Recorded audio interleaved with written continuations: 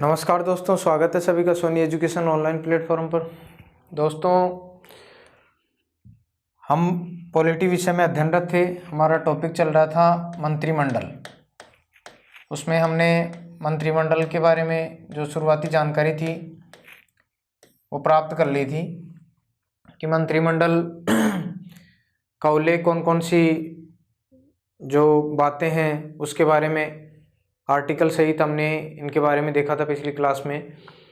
अंतिम जो टॉपिक चल रहा था हमारा मंत्रिमंडल के संदर्भ में, तो मंत्रिमंडल में कितने प्रकार के मंत्री शामिल होते हैं, कितने स्तरों के मंत्री शामिल होते हैं, वो हमने पढ़ा था। कैबिनेट मंत्री, राज्य मंत्री स्वतंत्र प्रभार, राज्य मंत्री अधीनस्थ प्रभार और इसके अलावा उप मंत्री, ये बातें हमारी चल रही थी। मंत्रिमंडल में कुछ चीज़ें हमारी रह गई थी, जैसे वर्तमान समय में अगर आप देखें तो ये शब्द भी आपको देखने को मिलता है, छाया मंत्रिमंडल। छाया मंत्रिमंडल। और इसके अलावा और बात करें तो kitchen cabinet. Kitchen cabinet kitchen cabinet Rajasthan में गठित हुआ, जैसे 2008 में श्रीमती वसुंधरा राजे सिंधिया के द्वारा, विपक्ष में थी तब। छाया मंत्रिमंडल। किचन कैबिनेट तो इंदिरा गांधी के समय काफ़ी ज़्यादा प्रचलित रहा था।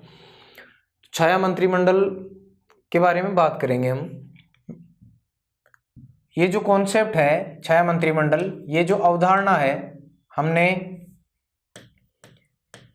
सबसे ज़्यादा कौन से देश में पाई जाती है बात करें तो ये इंग्लैंड में पाई जाती है, ब्रिटेन में। यानी जो छाया मंत्रिमंडल की जो अवधारणा है वो सर्वाधिक कौन से देश में प्रचलित है? ब्रिटेन में। और वहीं से अपन ने भी ग्रहण की है। छाया मंत्रिमंडल जो शब्दावली है, इसका ऐसी जो शब्दावली है इसका कोई संविधान में उल्लेख नहीं है। ऐसी शब्दावली का संविधान में उल्लेख नहीं है। इस प्रकार के किसी भी शब्द का संविधान में उल्लेख नहीं है, केवल प्रचलन में है। दूसरे देश से इस प्रकार का कॉन्सेप्ट हमने भी ग्रहण कर लिया है, ब्रिटेन से।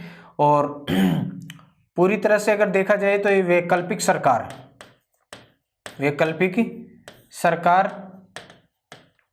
के रूप में इसको जाना जाता है। वैकल्पिक सरकार के लिए उत्तरदायी माना जाता है छाया मंत्रिमंडल। बाकी इसका संविधान में किसी भी प्रकार का कोई उल्लेख नहीं है। बात करें हम लोकतंत्र में, तो लोकतंत्र में नियंत्रण और संतुलन जरूरी है भाई। लोकतंत्र में नियंत्रण और संतुलन का सिद्धांत जो पाया जाता है वो आवश्यक है। नियंत्रण और संतुलन जरूरी है। और इसी के लिए विपक्ष द्वारा सरकार पर नियंत्रण स्थापित करने हेतु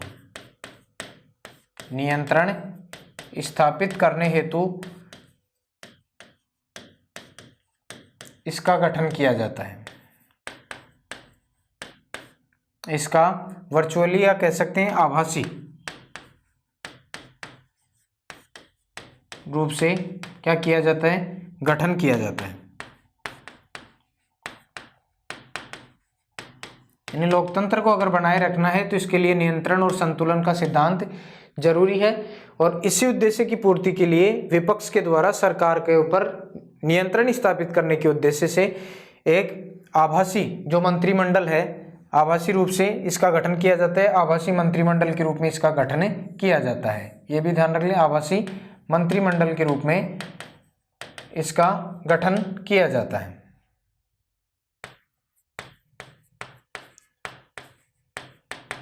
ये ध्यान रखेंगे। बाकी इस प्रकार की शब्दावली कहीं पर उल्लेखित नहीं है। ये जो कॉन्सेप्ट है वो ब्रिटेन देश से ग्रहण किया गया है और एक तरह से ये वैकल्पिक सरकार के तौर पर इसको देखा जाता है। लोकतंत्र में नियंत्रण और संतुलन का जो सिद्धांत है वो जरूरी है। और इसी उद्देश्य की पूर्ति के लिए विपक्ष के द्वारा जो आभासी मंत्रिमंडल गठित किया जाता है वो क्या कहलाता है? छाया मंत्रिमंडल कहलाता है। और ये ध्यान रखेंगे, केंद्र सरकार में अभी तक इसका गठन नहीं हुआ है, संघ सरकार में अभी तक इसका गठन नहीं हुआ है। केंद्र सरकार में एक बार भी इसका गठन नहीं। एक तरह से ये भविष्य में जो राजनीतिक स्थायित्व है या राजनीतिक जो मंत्री पद वगैरह प्राप्त होते हैं उनको प्राप्त करने की जो लालसा है उसके अनुरूप इसको देखा जाता है छाया मंत्रिमंडल को, बाकी और कोई विशेष बातें नहीं है। तो ये ध्यान रख लेंगे, केंद्र सरकार में इसका एक बार भी गठन नहीं हुआ है। ये छाया मंत्रिमंडल शैडो कैबिनेट के रूप में जाना जाता है। अवधारणा कहाँ से ली है? ब्रिटेन से ली है। संविधान में ऐसा कोई शब्द उल्लेख नहीं है। और किचन कैबिनेट की अगर बात करें, इसकी अवधारणा अमेरिका से, कहाँ से? अमेरिका से ली गई है। और ऐसी जो किचन कैबिनेट जो शब्दावली है इसका भी संविधान में कोई उल्लेख नहीं है, संविधान में उल्लेख नहीं है, संविधान में इसका भी कोई उल्लेख नहीं है। किचन कैबिनेट की अगर बात करें तो इसमें जो अमेरिका से ग्रहण की गई है, अमेरिका में इसका जो प्रमुख होता है वो अमेरिकी राष्ट्रपति होता है। प्रमुख कौन होता है? राष्ट्रपति। अध्यक्षात्मक शासन प्रणाली चलती है तो वहां पर प्रमुख राष्ट्रपति होंगे। जबकि अगर बात करें भारत की तो भारत में इसका प्रमुख होगा प्रधानमंत्री। किचन कैबिनेट में भारत में इसका प्रमुख कौन होगा? प्रधानमंत्री। जबकि इस प्रकार की किसी शब्दावली का संविधान में कोई उल्लेख नहीं है। जो कॉन्सेप्ट हमने ग्रहण किया है वो अमेरिका से ग्रहण किया है। किचन कैबिनेट इसका मतलब ये होता है कि ये पूर्णतया अनौपचारिक ढांचा है, पूर्णतया अनौपचारिक ढांचा है। और इसमें नीति निर्माण हेतु प्रधानमंत्री, नीति निर्माण हेतु एक तो प्रधानमंत्री, उसके विश्वसनीय कोई भी सहयोगी, प्रधानमंत्री उसके विश्वसनीय मंत्री, कोई भी विश्वास पात्र मंत्री हो गया, कोई भी मित्र हो गया, कोई भी परिजन हो गया, कोई भी रिश्तेदार हो गया आदि शामिल होते हैं। तो ध्यान देंगे, पूरी तरह से अनौपचारिक ढांचा होता है। इसमें नीति निर्माण हेतु जो किचन कैबिनेट होता है इसमें प्रधानमंत्री शामिल होते हैं। प्रधानमंत्री अपने विश्वास पात्र सहयोगियों को, जिसमें मंत्री, मित्र, कोई भी प्रधानमंत्री का परिजन, कोई भी रिश्तेदार आदि इसमें क्या होता है? शामिल होता है। ये जो किचन कैबिनेट है ये संसदीय प्रक्रिया की काफ़ी प्रतिकूल है भाई। संसदीय जो व्यवस्था है, प्रतिक्रिया नाम आ गया, संसदीय व्यवस्था के प्रतिकूल, संसदीय व्यवस्था की क्या है? प्रतिकूल है। यानी संसदीय व्यवस्था के लिए ऐसी जो व्यवस्था है वो बिल्कुल ठीक नहीं है। और ध्यान देंगे, जब हमारे देश में इंदिरा गांधी की सरकार थी, इंदिरा गांधी के समय, इंदिरा गांधी के समय मीडिया द्वारा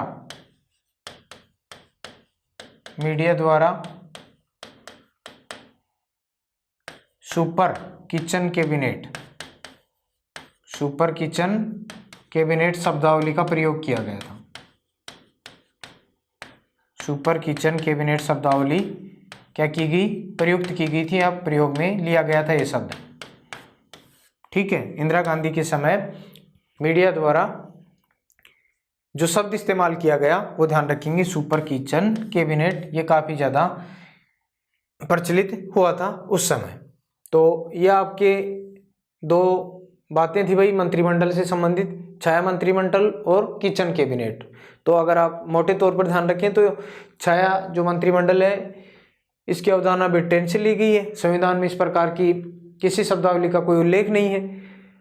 और किचन कैबिनेट जो लिया गया है वो अमेरिका से लिया गया है। और ऐसी जो व्यवस्था है इसका भी भारतीय संविधान में कोई उल्लेख नहीं है। बात करें छाया मंत्रिमंडल की तो ये वैकल्पिक सरकार के तौर पर जाना जाता है। लोकतंत्र में अगर नियंत्रण और संतुलन का सिद्धांत जरूरी है तो इसके लिए विपक्ष के द्वारा जो सरकार के ऊपर नियंत्रण स्थापित करने के उद्देश्य से जो मंत्रिमंडल गठित किया जाता है वही किस रूप में जाना जाता है? छाया मंत्रिमंडल के रूप में। और केंद्र सरकार में एक बार भी अभी तक इसका गठन नहीं हुआ है। राज्य सरकार में इसका गठन होता है, जैसे राजस्थान में वसुंधरा राजे जी के द्वारा 2008 में छाया मंत्रिमंडल यानी शैडो कैबिनेट का गठन किया गया था। और ये जो किचन कैबिनेट है पूरी तरह से अनौपचारिक ढांचा है, संगठन है। इसमें जो नीति निर्माण से संबंधित जो महत्वपूर्ण व्यक्ति होते हैं वो शामिल हो जाते हैं, जो राष्ट्र की नीति निर्माण में प्रमुख भूमिका निभाते हैं। प्रधानमंत्री शामिल होते हैं, उसके विश्वसनीय सहयोगी, कोई भी उनका मंत्री, कोई भी उनके मित्र, कोई भी रिश्तेदार, कोई भी परिजन आदि शामिल हो सकते हैं। ऐसी जो किचन कैबिनेट वगैरह की जो व्यवस्था है वो संसदीय व्यवस्था के हित में नहीं देखी जाती है। इंदिरा गांधी के समय मीडिया के द्वारा जो शब्दावली काम में ली गई थी, जो शब्द ज़्यादा से ज़्यादा प्रचलन में था उस समय, सुपर किचन कैबिनेट, तो इसके बारे में भी आपको ध्यान में रखना है। उसके बाद में आगे और बात करें मंत्रिमंडल के बारे में, ये मंत्रिपरिषद के बारे में, तो कुछ मंत्रिमंडलीय समितियां होती हैं उनके बारे में देख लेते हैं। मंत्रिमंडलीय समितियां, मंत्रिमंडलीय समितियां, तो मंत्रिमंडलीय समितियां इसमें देखें आप, मंत्रिमंडलीय समितियां, इनका संविधान में कोई उल्लेख नहीं है, इनका संविधान में कोई उल्लेख नहीं है।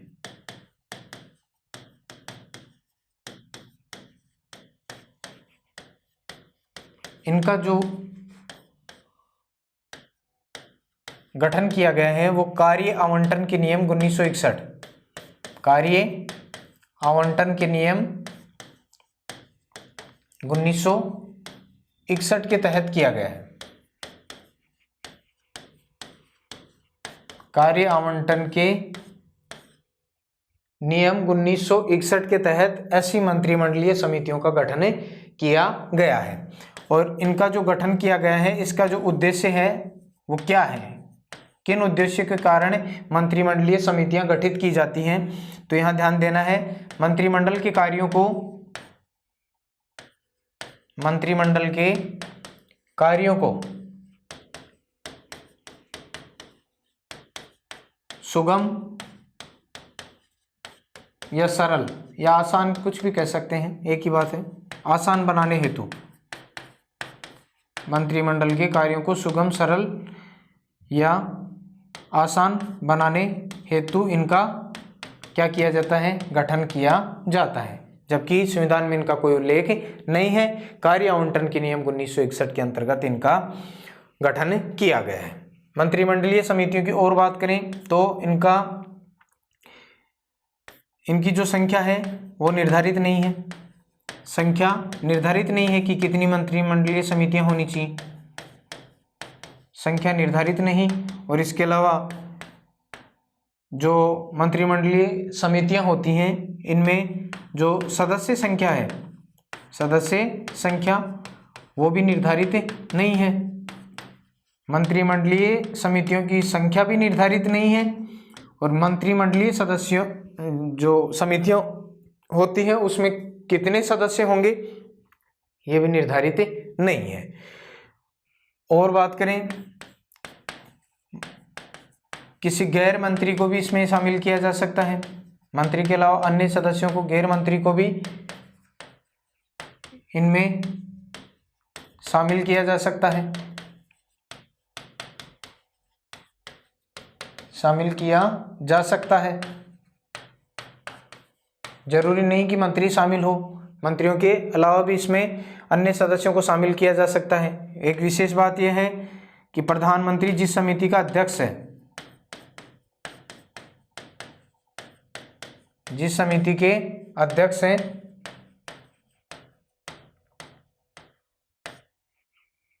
अध्यक्ष होते हैं, उसकी अध्यक्षता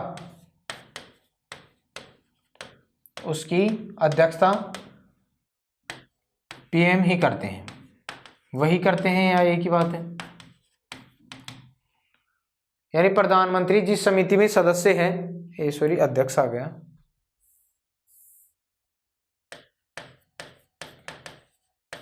प्रधानमंत्री जिस समिति के सदस्य होते हैं उसकी अध्यक्षता खुद कौन करेंगे, प्रधानमंत्री ही करेंगे भाई, ये क्या है, अनिवार्य है। और इसके अलावा और बात करें मंत्रिमंडलीय समितियों की तो वर्तमान में मंत्रिमंडलीय समितियां हैं, मंत्रिमंडलीय समितियां हैं भाई। 23 नवंबर 2019 के पश्चात जो रिपोर्ट हमारे सामने आई है उसके अनुरूप वर्तमान में कुल कितनी मंत्रिमंडलीय समितियां हैं? तो 8 मंत्रिमंडलीय समितियां हैं। कौन कौन सी हैं वो भी देख लेते हैं। सबसे पहले बात करें नियुक्ति संबंधी, एक तरफ आप मंत्रिमंडलीय समितियां लिख लें, मंत्रिमंडलीय समितियां, और दूसरी तरफ उनका अध्यक्ष।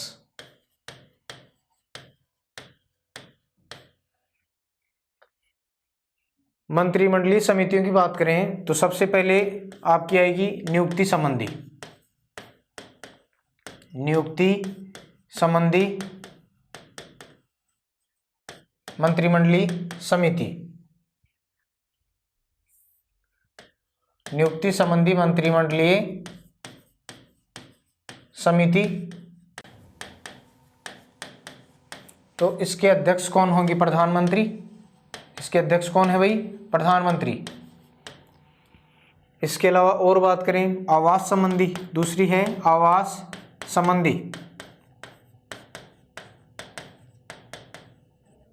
आवास संबंधी मंत्रिमंडलीय समिति। इसके अध्यक्ष हैं कौन? गृह मंत्री। कौन है? गृह मंत्री। इसके अलावा और बात करें नंबर 3 पर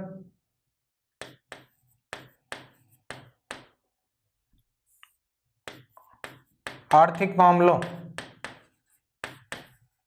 आर्थिक मामलों संबंधी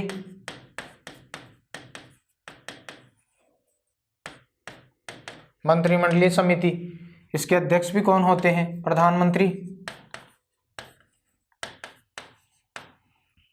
उसके बाद में नंबर 4 पर अगर देखें आर्थिक मामलों के बाद में संसदीय,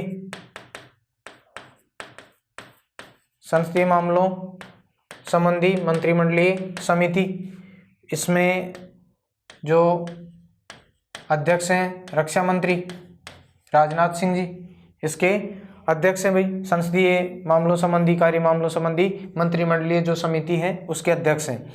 उसके बाद में 5 नंबर पर बात करें तो राजनीतिक मामलों संबंधी मंत्रिमंडलीय समिति। इसके अध्यक्ष कौन है? प्रधानमंत्री। प्रधानमंत्री। राजनीतिक मामलों संबंधी जो मंत्रिमंडलीय समिति है उसके अध्यक्ष हैं। आगे नंबर 6 पर बात करें, 6वें नंबर पर, तो जो समिति है उसका नाम है सुरक्षा, सुरक्षा संबंधी, सुरक्षा मामलों संबंधी मंत्रिमंडलीय समिति। उसके अध्यक्ष भी कौन है? प्रधानमंत्री। आगे नंबर 7 पर बात करें तो निवेश संबंधी मंत्रिमंडलीय समिति। इसके अध्यक्ष भी कौन है? प्रधानमंत्री। और 8वीं और बच रही है वो और देख लें,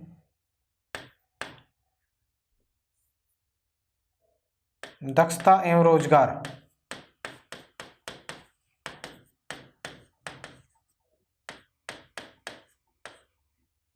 दक्षता एवं रोजगार एवं दक्षता ऐसे लिख लें आप, रोजगार एवं दक्षता विकास मामलों संबंधी मंत्रिमंडलीय समिति। इसके अध्यक्ष भी कौन है? प्रधानमंत्री। इसके अध्यक्ष भी कौन है भाई? प्रधानमंत्री। तो ये थी भाई आपकी 8 मंत्रिमंडलीय समितियां जो आपको ध्यान में रखनी है। इस प्रकार आपका जो मंत्रिमंडल टॉपिक है उसकी जो संपूर्ण जानकारी है वो आपके सामने है। मंत्रिमंडलीय समितियों की बात करें तो संविधान में इनका कोई उल्लेख नहीं है। कार्य आवंटन के नियम 1961 के अंतर्गत इनका गठन किया गया है।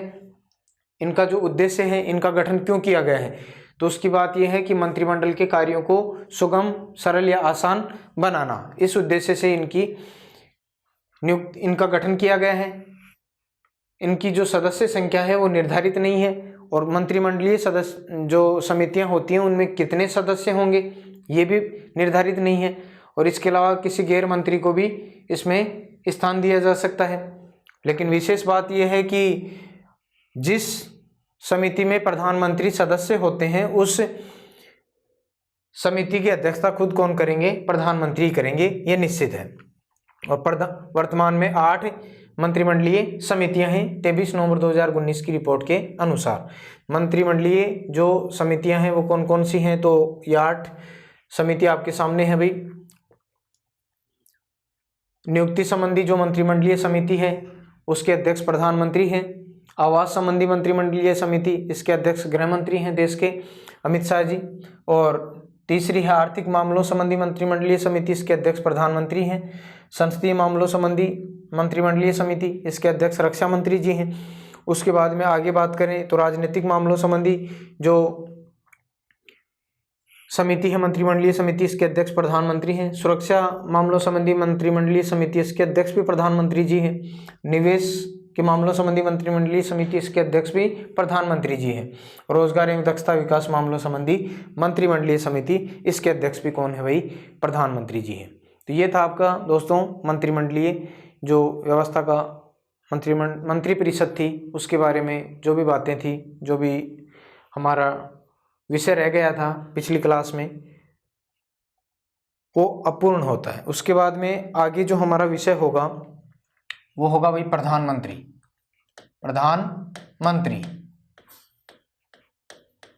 प्रधानमंत्री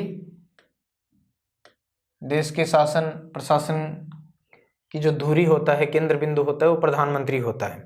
क्योंकि हमारे देश में संसदीय शासन व्यवस्था है और संसदीय शासन व्यवस्था में जो वास्तविक रूप से शासन चलाने का काम करता है वो कौन करता है?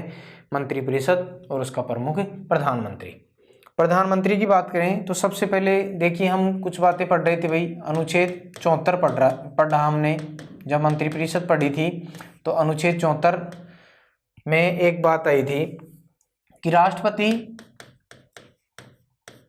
के कार्यों में सहायता और सलाह, एक बार पुनः देख लीजिए आप, सहायता और सलाह के लिए क्या होगी? एक मंत्रिपरिषद होगी। क्या होगी? एक मंत्रिपरिषद। और इस मंत्रिपरिषद का जो प्रमुख होगा, प्रधान होगा, वो प्रधानमंत्री होगा। ये बात आई थी। राष्ट्रपति के कार्यों में सहायता और सलाह के लिए एक मंत्रिपरिषद होगी जिसका प्रमुख कौन होगा?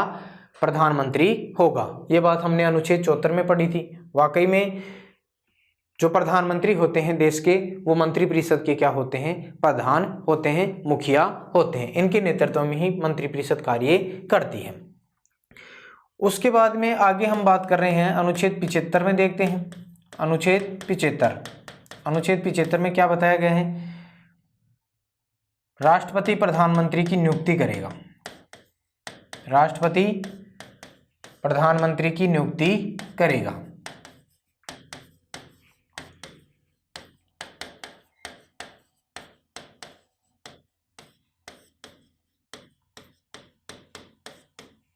ये बात है अनुच्छेद 75 में प्रधानमंत्री की नियुक्ति से संबंधित बातें हैं। भाई प्रधानमंत्री की नियुक्ति कौन करेगा? राष्ट्रपति। अनुच्छेद 75(1) में ये बात कही गई है, राष्ट्रपति प्रधानमंत्री की नियुक्ति करेगा और उसकी सलाह से अन्य मंत्रियों की नियुक्ति करेगा। यानी प्रधानमंत्री सलाह देंगे तो अन्य मंत्री नियुक्त करते हैं कौन? राष्ट्रपति।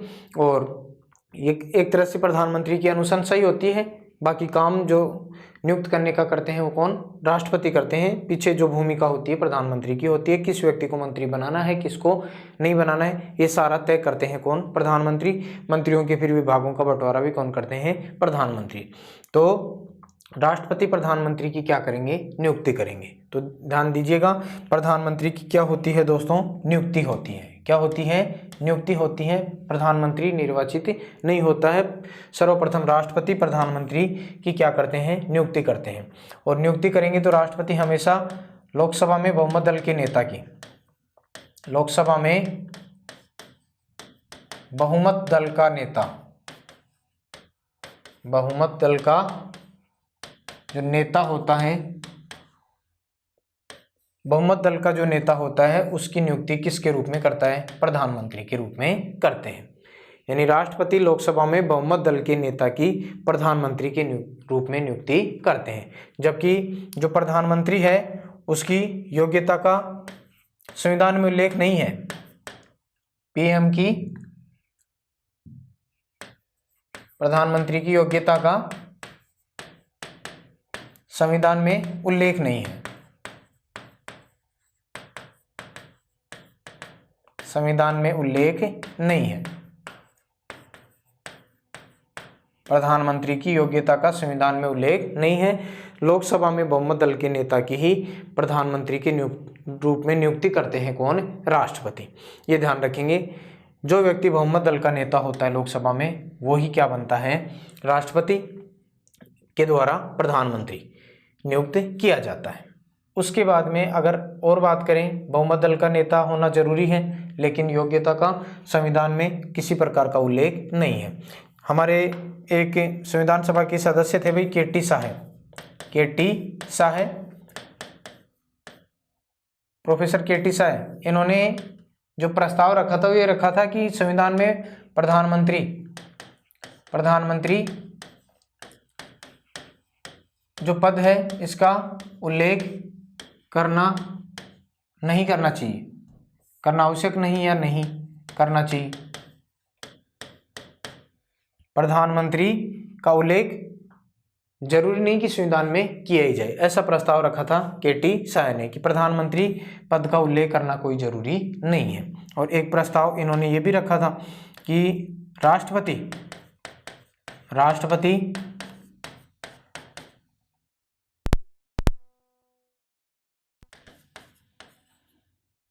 लोकसभा में बहुमत दल वाले सदस्यों में,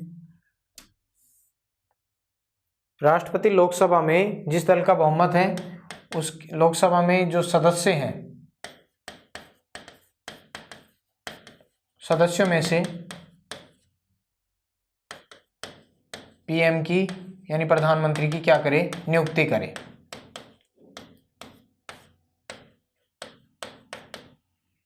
ये दोनों प्रस्ताव रखे थे, लेकिन ये दोनों के दोनों प्रस्ताव क्या कर दिए गए? अस्वीकार कर दिए गए। यानी प्रोफेसर केटी साहे ने प्रस्ताव रखा था कि प्रधानमंत्री पद का उल्लेख करना संविधान में कोई जरूरी नहीं है, मना किया था कि प्रधानमंत्री के बारे में या पद का उल्लेख करने के बारे में कोई जरूरी नहीं है। दूसरा प्रस्ताव रखा, राष्ट्रपति लोकसभा में जो बहुमत दल वाले जो सदस्य हैं उन सदस्यों में से प्रधानमंत्री की क्या करे? नियुक्ति करे। ये दोनों प्रस्ताव क्या कर दिए गए थे? अस्वीकार कर दिए गए थे। ये बीच में बातें ध्यान रख लेना भाई कि कोई विशेष नहीं है, फिर भी एक बार आपके दिमाग में ये बातें रहनी चाहिए कि किस व्यक्ति ने प्रधानमंत्री पद का उल्लेख करने के बारे में संविधान सभा में प्रस्ताव नहीं करने, प्रधानमंत्री पद का उल्लेख नहीं करने का प्रस्ताव रखा था, तो केटी साहे ने। प्रधानमंत्री की नियुक्ति राष्ट्रपति करेगा और वो प्रधानमंत्री लोकसभा में बहुमत दल का नेता होना जरूरी है, जबकि योग्यता का संविधान में कोई उल्लेख नहीं है। कई बार स्थितियां ऐसी आ जाती है कि किसी भी दल को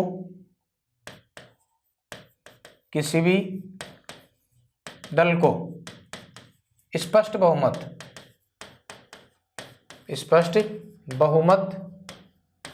नहीं मिलता है।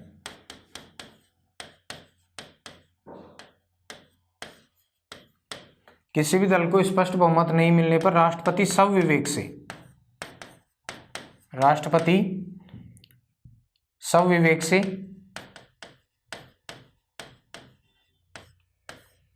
किसी भी दल को स्पष्ट बहुमत नहीं मिलने पर राष्ट्रपति क्या करता है? स्वविवेक से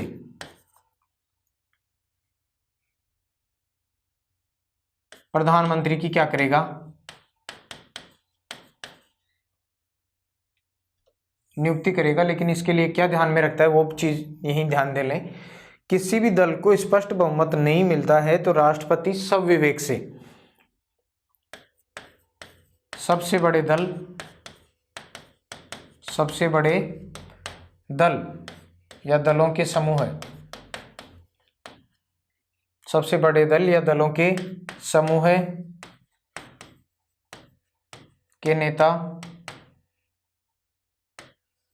को प्रधानमंत्री नियुक्त करते हैं, नियुक्त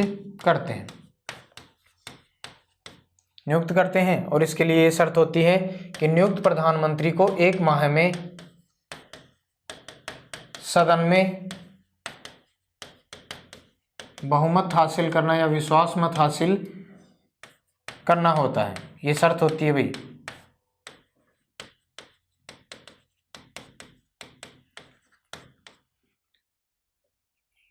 ये क्यों है? एक बार दिल्ली हाई कोर्ट का 1988 में निर्णय आया था। दिल्ली हाई कोर्ट या उच्च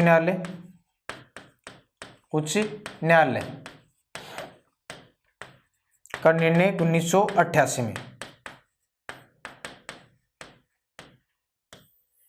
दिल्ली उच्च न्यायालय का 1988 में निर्णय आया और इसके अंतर्गत क्या कहा गया कि जरूरी नहीं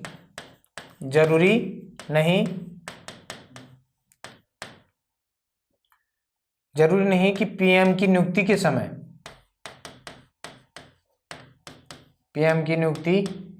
समय उसे लोकसभा में बहुमत हासिल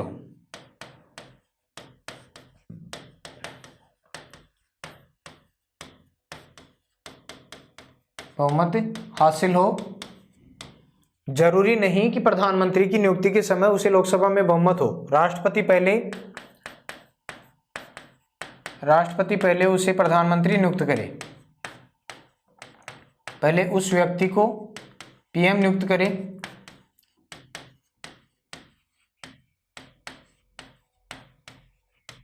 नियुक्त करे और बाद में उसे एक निश्चित समय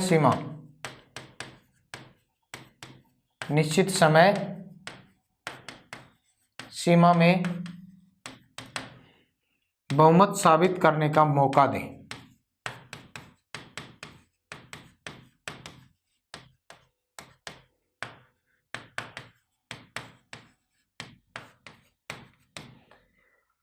दिल्ली उच्च न्यायालय का निर्णय था 1988 में कि जरूरी नहीं कि प्रधानमंत्री की नियुक्ति के समय उसे लोकसभा में बहुमत हासिल हो।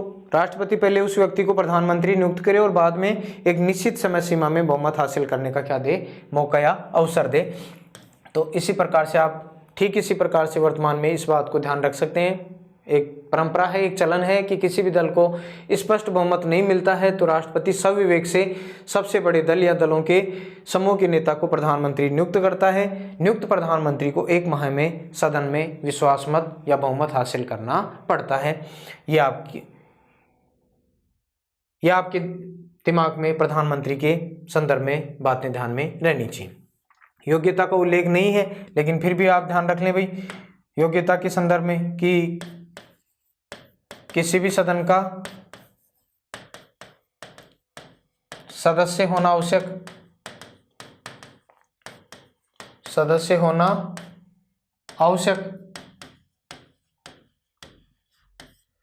प्रधानमंत्री को किसी भी सदन का सदस्य होना क्या है, जरूरी है।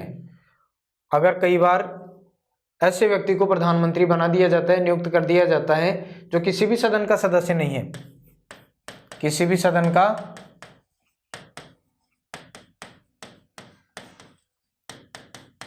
सदस्य नहीं है, तो उसे 6 माह में सदन की सदस्यता लेना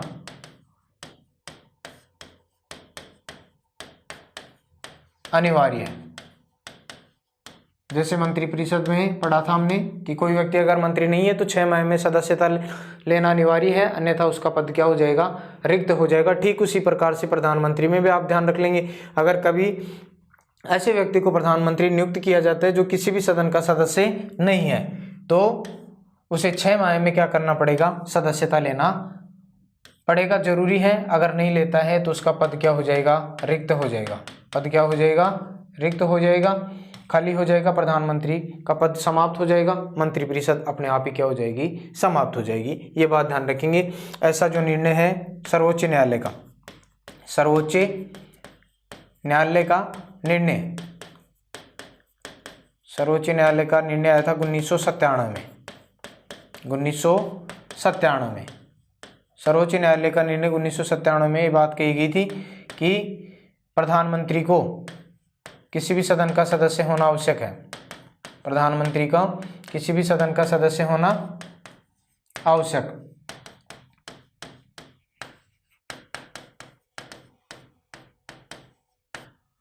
सदस्य होना आवश्यक। अगर वह सदस्य नहीं है, अगर वह सदस्य नहीं है तो उसे 6 माह में सदस्यता लेना अनिवार्य है।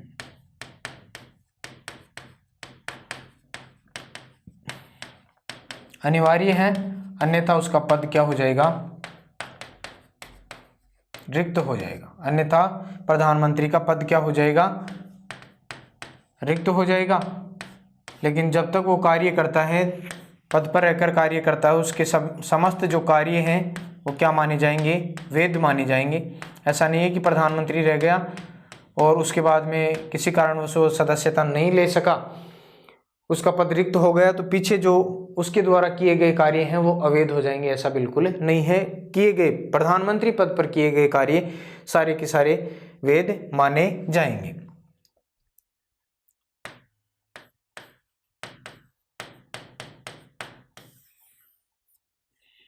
तो ये बातें प्रधानमंत्री के संदर्भ में आपको ध्यान में रखनी है भी, और कोई विशेष बातें नहीं है।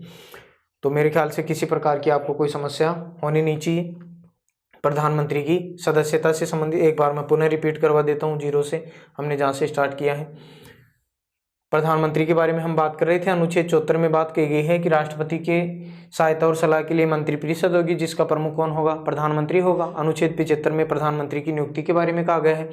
अनुच्छेद 75(1) के अनुसार राष्ट्रपति प्रधानमंत्री की नियुक्ति करेगा और लोकसभा में बहुमत दल का नेता होना जरूरी है। वही व्यक्ति भारत का प्रधानमंत्री बन सकता है जिसको लोकसभा में क्या हो? बहुमत दल का नेता के रूप में मान्यता प्राप्त हो। किसी भी सदन का सदस्य हो, लेकिन लोकसभा में क्या होना चाहिए? बहुमत दल का नेता होना जरूरी है। उसके बाद में प्रधानमंत्री की योग्यता का संविधान में कोई उल्लेख नहीं है। प्रोफेसर के टी शाह ने कहा था कि प्रधानमंत्री पद का उल्लेख करना जरूरी नहीं है, नहीं किया जाना चाहिए संविधान में। ऐसा प्रस्ताव रखा था लेकिन अस्वीकार हो गया। और ऐसा प्रस्ताव भी रखा कि राष्ट्रपति लोकसभा में जो लोकसभा सदस्य हैं उनमें से बहुमत दल वाले नेता की प्रधानमंत्री के रूप में क्या करेगा? नियुक्ति करेगा। बहुमत दल वाले नेता की क्या करेगा? प्रधानमंत्री के रूप में नियुक्ति करेगा। ऐसा प्रस्ताव रखा, लेकिन दोनों क्या हो गए? अस्वीकार हो गए। अगर किसी दल को स्पष्ट बहुमत नहीं मिलता है तो राष्ट्रपति स्वविवेक से सबसे बड़े दल या दलों के सबसे बड़े नेता को प्रधानमंत्री क्या करता है? नियुक्त करता है। और ऐसा कहा जाता है उसको कि आपको 1 माह में सदन में क्या करना पड़ेगा? बहुमत साबित करना पड़ेगा। दिल्ली उच्च न्यायालय का निर्णय 1988 में आया और उसमें ये बात कही गई थी कि जरूरी नहीं कि प्रधानमंत्री की नियुक्ति के समय से लोकसभा में बहुमत हो। राष्ट्रपति पहले उस व्यक्ति को प्रधानमंत्री नियुक्त करे और एक निश्चित समय सीमा में उसे बहुमत साबित करने का अवसर दे। प्रधानमंत्री के लिए किसी भी सदन का सदस्य होना जरूरी है। अगर वो सदस्य नहीं है तो उसे 6 माह में सदस्यता लेना अनिवार्य है, अन्यथा उसका पद क्या हो जाएगा? समाप्त हो जाएगा, रिक्त हो जाएगा। सर्वोच्च न्यायालय का निर्णय आया था ऐसा 1997 में कि प्रधानमंत्री किसी भी सदन का सदस्य हो, अगर वह सदस्य नहीं है तो उसे 6 माह में सदस्यता लेना अनिवार्य है, अन्यथा उसका पद क्या हो जाएगा? रिक्त हो जाएगा। पद अगर रिक्त हो जाता है किन्हीं कारणों से, तो उससे पहले प्रधानमंत्री पद पर रहते हुए उसके द्वारा जो किए गए कार्य हैं वो क्या माने जाएंगे? वैध माने जाएंगे। ये बातें ध्यान में रखनी है। तो ये बातें आपकी होई की भी, प्रधानमंत्री की नियुक्ति हो गई, योग्यता के बारे में बात कर ही ली। उसके बाद में बात करें शपथ की, तो शपथ मैंने आपको बताई दी। शपथ कौन दिलाता है प्रधानमंत्री को? राष्ट्रपति द्वारा। कौन दिलाता है? राष्ट्रपति। इस बात का उल्लेख है शपथ का किसमें? तीसरी अनुसूची अनुसूची और इसके अलावा अनुच्छेद 75(4)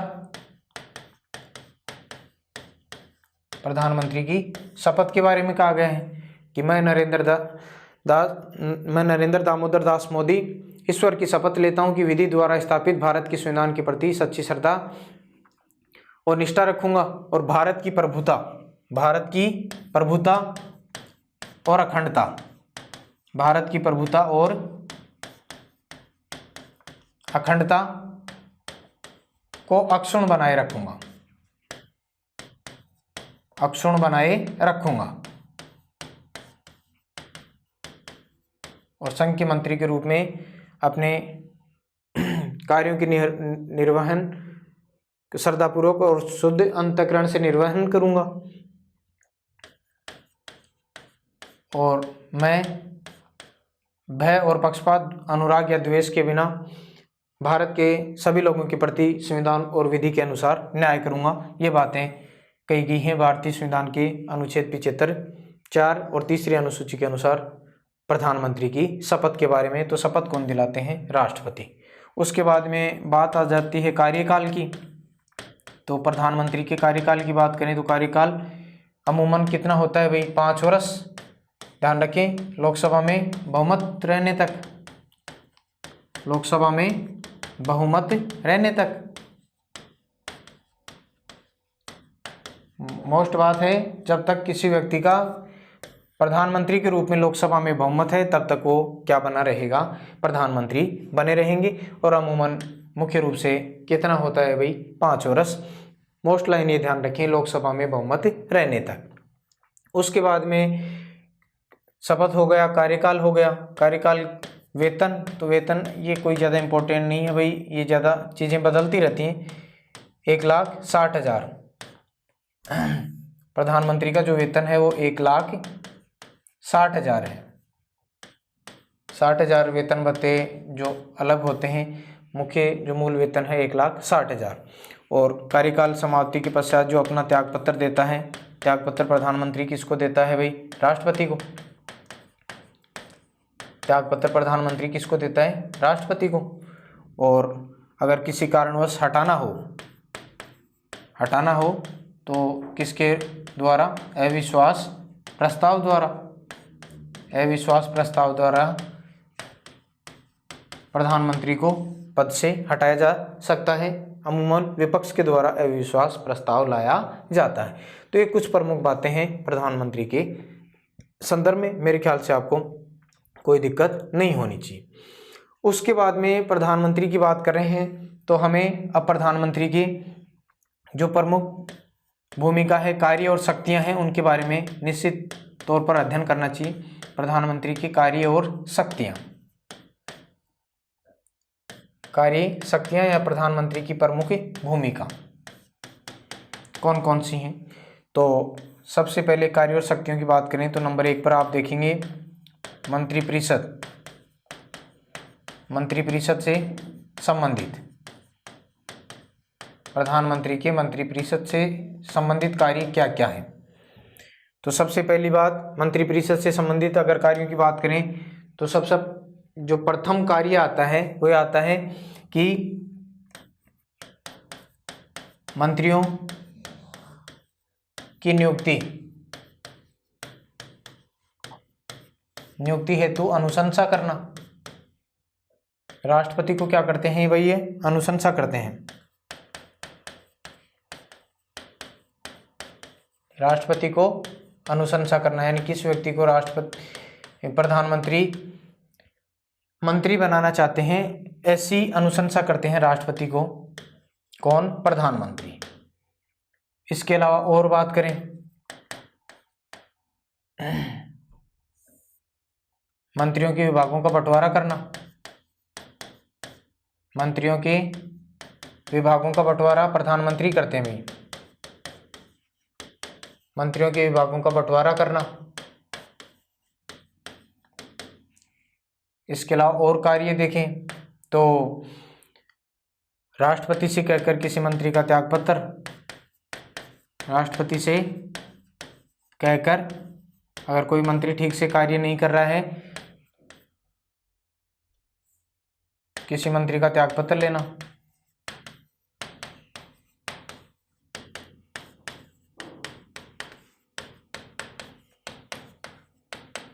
और राष्ट्रपति से कहकर ही किसी मंत्री को क्या करना,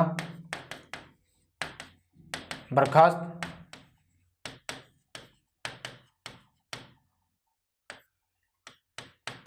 किसी मंत्री की बर्खास्तगी। राष्ट्रपति से कहते हैं, राष्ट्रपति फिर मंत्री को क्या कर देते हैं, बर्खास्त कर देते हैं। और मंत्रिपरिषद की बैठकों की क्या करना, अध्यक्षता करना, बैठकों की अध्यक्षता करना। और इसके अलावा मंत्रिपरिषद के जो बैठक होते हैं उसके निर्णयों को प्रभावित करना, निर्णयों को क्या करना, प्रभावित करना। मंत्रिपरिषद की बैठकों की अध्यक्षता करना, निर्णयों, मंत्रिपरिषद की जो बैठकों के जो निर्णय होते हैं वो प्रधानमंत्री ही ज़्यादातर प्रभावित करते हैं भाई, उसी के अनुरूप ये निर्णय लिए जाते हैं। और मुख्य बात ये भी है भाई, राष्ट्रपति और मंत्रिपरिषद के बीच में कड़ी का कार्य करना। राष्ट्रपति और मंत्रिपरिषद के मध्य कड़ी का कार्य करना। बीच में है उपराष्ट्रपति, नीचे मंत्रिपरिषद और बीच में कौन है, राष्ट्रपति, ये प्रधानमंत्री। तो एक कड़ी के रूप में कार्य करना। उसके बाद में और बात देखें तो प्रधानमंत्री अगर पीएम इस्तीफा देते हैं या त्यागपत्र देते हैं, पीएम अगर त्यागपत्र देते हैं तो मंत्रिपरिषद भी क्या हो देती है भाई, त्यागपत्र। मंत्रिपरिषद भी क्या देगी, त्यागपत्र देगी। प्रधानमंत्री अगर त्यागपत्र दे देंगे तो मंत्रिपरिषद भी क्या दे देती है, त्यागपत्र। उसके बाद में पीएम की अगर मान ले मृत्यु हो जाती है, पीएम की मृत्यु हो जाए तो मंत्रिपरिषद की भी क्या हो जाती है, कार्य मृत्यु, यानी ये भी समाप्त हो जाती है। मंत्रिपरिषद भी समाप्त हो जाएगी, कार्य मृत्यु अपने आप ही हो जाएगी। और इसके अलावा और बात करें, नया पीएम आए, नया प्रधानमंत्री बने, नया प्रधानमंत्री, तो नया प्रधानमंत्री आएगा, नया प्रधानमंत्री शपथ लेगा तो उसके लिए नई क्या होगी, मंत्रिपरिषद, नई मंत्रिपरिषद, वो भी क्या लेगी, फिर शपथ लेगी, नया प्रधानमंत्री और उसकी नई मंत्रिपरिषद। तो मंत्रिपरिषद के संदर्भ में काफ़ी कामकाज हैं किसके, प्रधानमंत्री के। मंत्रियों की नियुक्ति हेतु राष्ट्रपति को अनुशंसा करना, मंत्रियों के विभागों का बंटवारा करना, राष्ट्रपति से कहकर किसी भी मंत्री का त्यागपत्र लेना, राष्ट्रपति को कहकर किसी मंत्री को बर्खास्त करवाना, ये सारे कार्य प्रधानमंत्री के हैं। मंत्रिपरिषद की बैठकों की अध्यक्षता करना, मंत्रिपरिषद के बैठकों के निर्णयों को प्रभावित करना, राष्ट्रपति मंत्रिपरिषद के मध्य कड़ी के रूप में कार्य करना। प्रधानमंत्री त्यागपत्र देता है तो मंत्रिपरिषद भी क्या देगी, त्यागपत्र देगी। अगर मान लीजिए प्रधानमंत्री की पद पर रहते हुए मृत्यु होती है तो मंत्रिपरिषद की भी क्या हो जाती है, कार्य मृत्यु हो जाती है। नया प्रधानमंत्री शपथ लेता है तो नई मंत्रिपरिषद शपथ लेगी। ये हैं प्रधानमंत्री के मंत्रिपरिषद से संबंधित कार्य। आगे बात करें नंबर 2 पर, तो यहाँ आप बात करेंगे राष्ट्रपति को जानकारी देने के संदर्भ में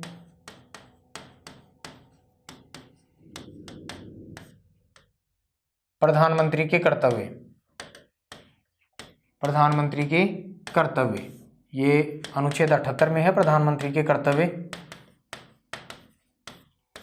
राष्ट्रपति को जानकारी देने के संदर्भ में प्रधानमंत्री के कर्तव्य क्या है भाई। प्रधानमंत्री का जो कर्तव्य बनता है वो ये बनता है कि संघ के प्रशासन, केंद्र के प्रशासन,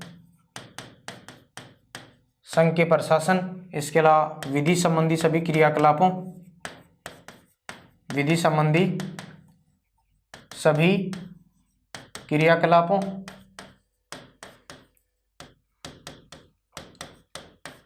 और इसके अलावा मंत्रिपरिषद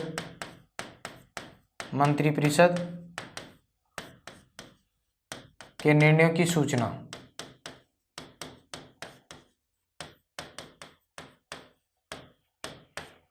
राष्ट्रपति को देना, ये प्रधानमंत्री के कर्तव्य हैं। अनुच्छेद 78 में है ये कि संघ के प्रशासन, विधि संबंधी सभी क्रियाकलापों और मंत्रिपरिषद के निर्णयों की सूचना प्रधानमंत्री किसको देगा? राष्ट्रपति को देगा। ये प्रधानमंत्री का कर्तव्य है। और अगर संघ के प्रशासन, विधि संबंधी कार्य और मंत्रिपरिषद के जो निर्णय की सूचना है, ऐसी जो सूचना है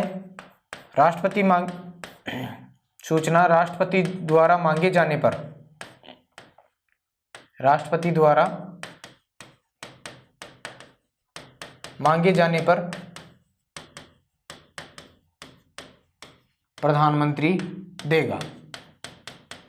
अगर मान लीजिए कई बार राष्ट्रपति को लगे कि किस प्रकार का कामकाज चल रहा है, कैसे प्रशासनिक व्यवस्था कैसी चल रही है, तो ऐसी सूचना अगर राष्ट्रपति मांगता है तो प्रधानमंत्री को देना क्या है भाई? अनिवार्य है। अनिवार्य रूप से प्रधानमंत्री को ये सूचना देना अनिवार्य है। अनिवार्य रूप से प्रधानमंत्री ये जो जानकारी है वो राष्ट्रपति को देगा। और इसके अलावा और बात करें, किसी मंत्री द्वारा लिए गए निर्णय को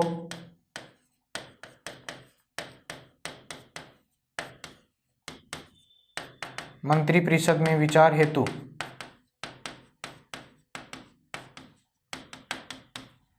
रखवाना, विचार हेतु रखवाना। अगर मान लीजिए किसी विषय पर किसी मंत्री ने अंतिम विनिश्चय कर लिया है और उसके ऊपर मंत्रिपरिषद ने कोई विचार नहीं किया है, तो प्रधानमंत्री उस मंत्री द्वारा लिए गए निर्णय को मंत्रिपरिषद में विचार हेतु रखवाएगा। ये उसका कर्तव्य है। और विभिन्न नियुक्तियों के संबंध में, विभिन्न नियुक्तियों के संदर्भ में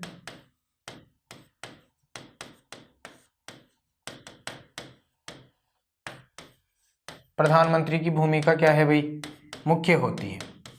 राष्ट्रपति जो भी नियुक्तियां करते हैं, राष्ट्रपति को क्या करते हैं? राष्ट्रपति द्वारा जो भी नियुक्तियां की जाती हैं, राष्ट्रपति द्वारा जो भी नियुक्तियां की जाती हैं उसमें प्रधानमंत्री की भूमिका क्या होती है?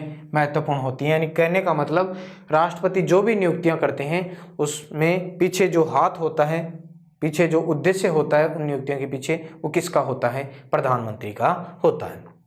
ये बातें आपके ध्यान में होनी चाहिए। राष्ट्रपति को जानकारी देने के संदर्भ में प्रधानमंत्री के कर्तव्य अनुच्छेद 78 में संघ के प्रशासन, विधि संबंधी सभी क्रियाकलापों और मंत्रिपरिषद के निर्णयों की सूचना प्रधानमंत्री किसको देगा? राष्ट्रपति को देगा। और राष्ट्रपति अगर किसी प्रकार की कोई सूचना देता है तो अनिवार्य रूप से प्रधानमंत्री को देना जरूरी है भाई। किसी मंत्री ने अगर किसी विषय पर कोई विनिश्चय कर लिया है तो अगर उस मंत्रिपरिषद के लिए विचार हेतु वो नहीं आया है तो प्रधानमंत्री का ये कर्तव्य है कि उसे मंत्रिपरिषद के विचार के लिए रखवाया जाए। और नियुक्तियों के संदर्भ में प्रमुख भूमिका होती है प्रधानमंत्री की। उसके बाद में थर्ड जो काम है, संसद के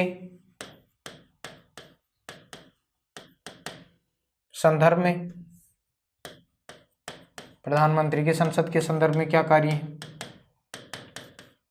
तो संसद के संदर्भ में जो प्रमुख कार्य हैं वो ये है कि प्रधानमंत्री जिस सदन का सदस्य होता है, जिस सदन का क्या है? सदस्य, प्रधानमंत्री जिस सदन का सदस्य है वह उस सदन का नेता होता है। उस सदन का क्या होता है? नेता। प्रधानमंत्री जिस सदन का सदस्य होता है वह उस सदन का नेता होता है। जैसे वर्तमान प्रधानमंत्री हैं नरेंद्र मोदी जी, वो लोकसभा के सदस्य हैं तो लोकसभा के नेता हैं।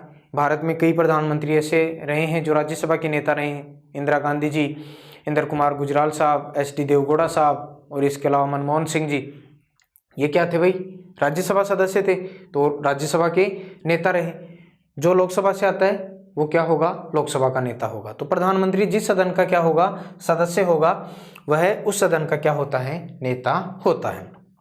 और संसद के संदर्भ में क्या काम होता है भाई? प्रधानमंत्री संसद का सत्र आहूत करना, राष्ट्रपति के द्वारा संसद का सत्र आहूत किया जाता है। सत्रावसान राष्ट्रपति करते हैं। और लोकसभा भंग या विघटन, संसद का सत्र आहूत करना, सत्रावसान, लोकसभा भंग करना आदि जो काम करता कौन है? राष्ट्रपति, लेकिन कहता कौन है? प्रधानमंत्री। तो ये आप ध्यान रखेंगे, संसद का सत्र आहूत करना, सत्रावसान, लोकसभा भंग, ये सारे काम राष्ट्रपति करते हैं, लेकिन इसके पीछे जो कार्यप्रणाली है, वास्तविक जो प्रक्रिया है शासन की, वो प्रधानमंत्री के द्वारा ही तय की जाती है। यानी ये सारे काम प्रधानमंत्री के द्वारा ही होते हैं, लेकिन अंतिम जो कहने का मतलब संवैधानिक जो मान्यता प्रदान की जाती है वो राष्ट्रपति के द्वारा की जाती है। इसके अलावा संसद में अगर किसी विषय को लेकर गतिरोध उत्पन्न हो जाता है, क्या हो जाए? गतिरोध, तो सदन को क्या करते हैं भाई? प्रधानमंत्री सदन को शांत करता है। कई बार हो हल्ला हंगामा हो जाता है, सदन को शांत करता है, और उस विषय के गतिरोध को समाप्त करने के लिए प्रधानमंत्री जी क्या देते हैं? आश्वासन देते हैं। तो ये काम भी प्रधानमंत्री जी का ही होता है। सदन में, संसद में या सदन में अगर कोई गतिरोध उत्पन्न हो जाए तो उसको शांत करवाने का, आश्वासन देने का कार्य कौन करते हैं? प्रधानमंत्री जी। इसके अलावा प्रधानमंत्री संसद का नेता भी होता है भाई। संसद का नेता प्रमुख रूप से लोकसभा में बहुमत दल का नेता होता है, तो संसद का नेता भी वही कहलाएंगे। और इसके अलावा सदन में सरकार की नीतियों की सभापटल पर घोषणा करना,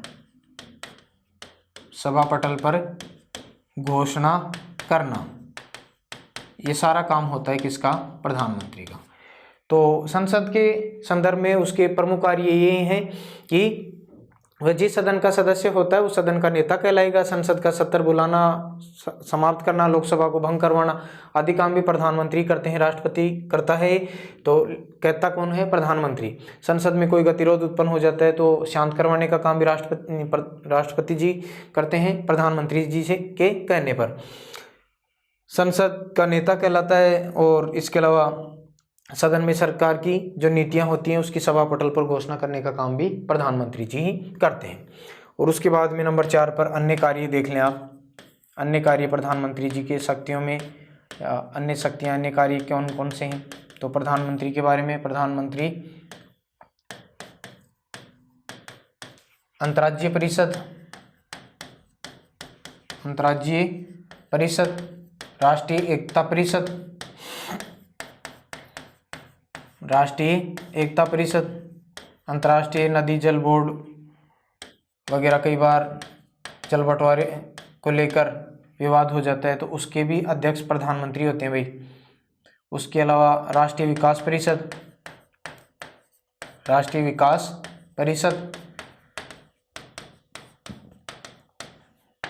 नीति आयोग, इन सभी के प्रधानमंत्री क्या होते हैं भाई? पदेन अध्यक्ष होते हैं। क्या होते हैं? पदेन अध्यक्ष होते हैं। अंतर्राज्यीय परिषद, राष्ट्रीय एकता परिषद, राष्ट्रीय विकास परिषद, नीति आयोग, इनके पदेन अध्यक्ष के रूप में काम करते हैं कौन? प्रधानमंत्री। इसके अलावा प्रधानमंत्री जी अन्य कार्यों में और देखें तो प्रधानमंत्री जी देश के नेता होते हैं। देश को संबोधित करते हैं। जैसे कोरोना काल में कई बार संबोधित किया, देश को संबोधित करते हैं। देश के नेता के रूप में इनकी छवि अग्रणी होती है प्रधानमंत्री की। और इसके अलावा जनमत का निर्माण करते हैं। देश में जनमत का निर्माण भी कौन करते हैं? प्रधानमंत्री जी करते हैं। जो देश की विदेश नीति होती है, विदेश नीति का मूर्तिकार भी प्रधानमंत्री, यानी किस प्रकार की विदेश नीति होगी ये तय करने का काम भी प्रधानमंत्री जी करते हैं। इसके अलावा देश की राष्ट्रीय सुरक्षा प्रधानमंत्री तय करते हैं। राष्ट्रीय सुरक्षा का रणनीतिकार भी कौन होते हैं? प्रधानमंत्री होते हैं। इसके अलावा और बात करें आपातकाल में इनकी भूमिका बहुत बड़ी, प्रमुख आपातकाल में इनकी भूमिका, प्रधानमंत्री की भूमिका काफ़ी ज़्यादा बढ़ जाती है भाई, भूमिका बढ़ जाती है, अधिक होती है। और कोई मान लीजिए देश में किसी प्रकार की कोई आपदा आ जाती है तो आपदा की स्थिति में प्रधानमंत्री की जो कार्य प्रणाली है वो प्रमुख आपदा प्रबंधक के रूप में होती है, आपदा प्रबंधक के रूप में कार्य करता है प्रधानमंत्री। और इसके अलावा देश के शासन प्रशासन, देश के शासन प्रशासन की क्या कहलाता है, धुरी कहलाता है, देश के शासन प्रशासन की धुरी कहलाता है प्रधानमंत्री। तो अन्य बातें हैं, अन्य में आपको ये बातें ध्यान में रखनी है। देश का नेता देश को संबोधित करते हैं, जनमत का निर्माण करते हैं, विदेश नीति का मूर्तिकार कहलाता है, राष्ट्रीय सुरक्षा इन्हीं के द्वारा, प्रधानमंत्री के द्वारा तय की जाती है, राष्ट्रीय सुरक्षा का उत्तरदायित्व इन्हीं का होता है, राष्ट्रीय सुरक्षा के प्रमुख रणनीतिकार प्रधानमंत्री कहलाते हैं।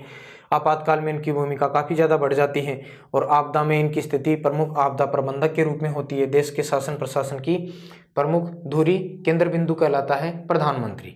और इसके अलावा कुछ विद्वान हैं भाई जिन्होंने प्रधानमंत्री पद के बारे में कहा है, जैसे लॉर्ड मार्ले भारत सचिव रहे हैं, इन्होंने कहा है कि प्रधानमंत्री समकक्षों में प्रथम होता है। प्रधानमंत्री को समकक्षों में क्या बताया, प्रथम बताया। प्रधानमंत्री को समकक्षों में प्रथम किसने बताया, लॉर्ड मार्ले ने। और एक हरकार्टे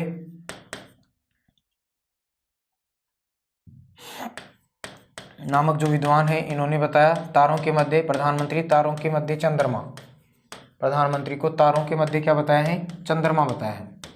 इसके अलावा एक लास्की ने क्या बताया कि कैबिनेट के जन्म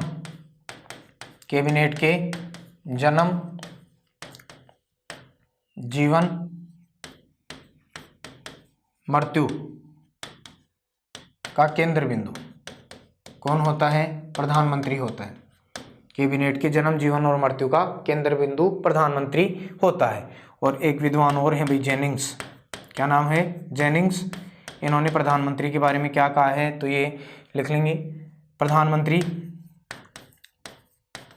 उस सूर्य के समान है, उस सूर्य के समान है, प्रधानमंत्री उस सूर्य के समान है जिसके चारों ओर सभी ग्रह चक्कर लगाते हैं, सभी ग्रह चक्कर लगाते हैं या सभी ग्रह घूमते हैं। तो ये कहा जेनिंग्स ने। ये कुछ विद्वानों के बारे में प्रधानमंत्री को दी गई संज्ञा है जो आपको ध्यान में रखनी है। इसके अलावा एक पद और होता है भाई, उप प्रधानमंत्री। ये बाद में देखेंगे, पहले कार्यवाहक प्रधानमंत्री देख लें। कार्यवाहक प्रधानमंत्री, तो कार्यवाहक प्रधानमंत्री, इसका संविधान में कोई उल्लेख नहीं है, इस शब्द का संविधान में उल्लेख नहीं है। कैबिनेट स्तर का मंत्री पद होता है, संविधान में उल्लेख नहीं है, इसका संविधान में उल्लेख नहीं है। और जो कार्यवाहक प्रधानमंत्री होता है ये एक तरह से कैबिनेट स्तर का मंत्री पद होता है, ये ध्यान रखेंगे। संविधान में उल्लेख नहीं है, लेकिन जब पीएम की मृत्यु हो जाती है, पीएम की क्या होती है, मृत्यु, पीएम की मृत्यु हो जाने पर